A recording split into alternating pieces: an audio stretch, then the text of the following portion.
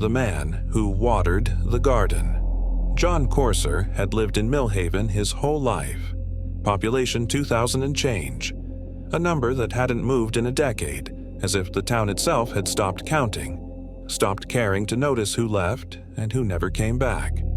It was the kind of place where the diner knew your order before you sat down, where the sheriff's biggest case in years was a stolen lawnmower, and where nothing, not one single thing, ever happened after dark. That was what he loved about it.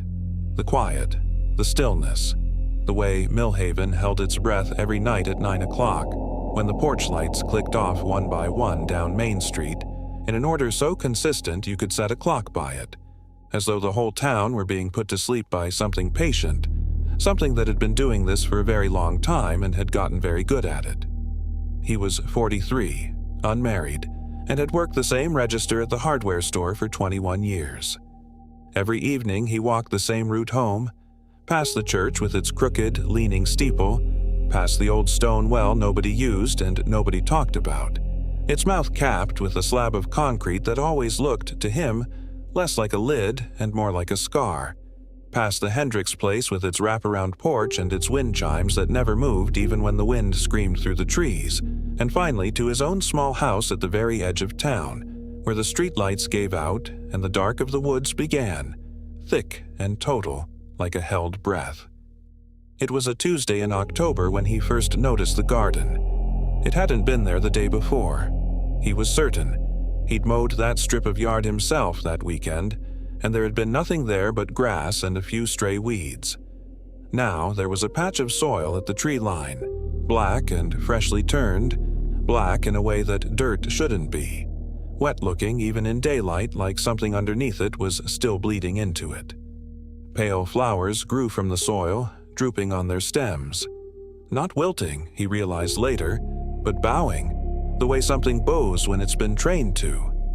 He crouched to look closer and felt, for one long and wrong second, the flowers lean toward him, toward his warmth, toward the sound of his heart. He told himself it was nothing, a neighbor's project, deer rooting up something and new growth pushing through the wreckage. 43 years of quiet don't undo themselves in one evening, and he was a man who needed, badly, for the quiet to hold. That night, he heard the watering can. Water striking soil, slow and deliberate, patient in a way that crawled up his spine before his mind understood why. He went to the window. No one there, just the flowers, glistening black wet under a moon that lit them the color of old bone, though there hadn't been rain in 3 weeks, and his own watering can sat locked in the shed exactly where he'd left it, and would, he'd later find, never move from that spot again, as if it had already been replaced. The next morning, Mrs. Petrov, from 2 houses down, didn't come out for her mail. Nobody thought much of it until Wednesday, when she still hadn't, and her curtains stayed drawn all day despite the sun. By Thursday, 3 more names had gone missing from the diner's usual crowd. Their booths sat empty. Their coffee mugs stayed hung on the rack, unwashed, waiting. The sheriff called it a stomach bug going around, and nobody pushed back because that's what small towns do. They reach for the smallest, softest lie available, and they hold it against their chest like a child holds a blanket against the dark, because the alternative is unthinkable, that something had come to live among them, had chosen Millhaven precisely because it was quiet, because nobody there had ever learned to scream. John stopped sleeping after that. Really stopped. The kind of sleeplessness that hollows a man out behind the eyes. Every night the same sound climbed through his window, unhurried, almost tender. Shh. And every morning, before work, before he could stop himself, he'd look, and every morning the garden had grown. Taller, denser, closer, inching toward his back step a few pale inches at a time, the way something learns to crawl when it has all the time in the world and none of the mercy.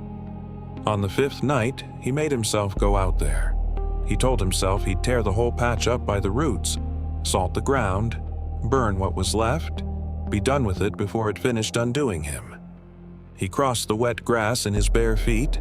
He never did find his boots, and never would, and knelt at the edge of the black soil with his flashlight shaking in his hand. The beam found the flowers, and his stomach dropped through the earth.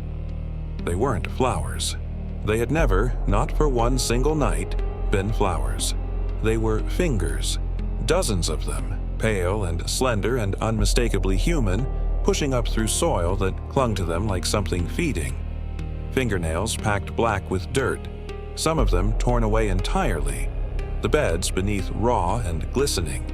Knuckles bent at angles no living hand should bend at, and yet they moved, twitched, flexed, reached, with the slow, mindless persistence of things that had been buried alive and had simply, patiently, never stopped trying to climb out. As he stared, one finger nearest his knee curled inward, slow as a held breath, beckoning. Then he felt it, breath against the back of his neck, warm and wet and far too close, close enough that whatever made it would have had to be standing inside him. A voice followed, low, almost tender, wearing the shape of someone he almost recognized, someone whose name sat just behind his teeth and refused to come. "You always did keep such a tidy garden, John." He spun so fast he fell backward into the soil itself and felt it give, soft and yielding in a way no dirt should give, felt something underneath shift to make room for him, welcoming, patient. The yard was empty when he looked. The porch light swung though there was no wind, and when he scrambled up and looked down at himself, his bare feet and shins were black to the knee, packed with soil that had no business clinging that high, that thick, that eager, as though the ground had reached up while he wasn't looking and started, very gently, to claim him. The watering can never came back to the shed. By the following week, John Courser's name had joined the missing. His register at the hardware store sat closed for exactly 4 days before someone new was hired without a second thought, and by then nobody thought to ask where he'd gone, because Millhaven doesn't ask questions like that. It never has. It has survived this long, kept this quiet this long, precisely because it has trained itself not to. By spring, nobody remembered John Courser had lived there at all, only that the little house at the edge of the woods had, once again, the most beautiful garden in town behind it. Soil, black and rich and faintly wet no matter the season. Flowers pale as knuckles bowing gently in a wind that never touched the chimes 2 houses down, tended by careful, patient, unhurried hands that were, if you looked closely enough at the right angle in the low October light, not entirely its own.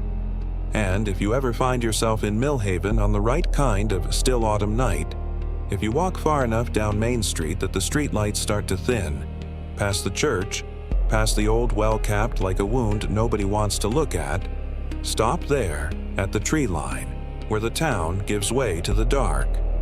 Listen, something is still tending that garden. Something has been tending it for a very long time, and it is never, ever finished planting.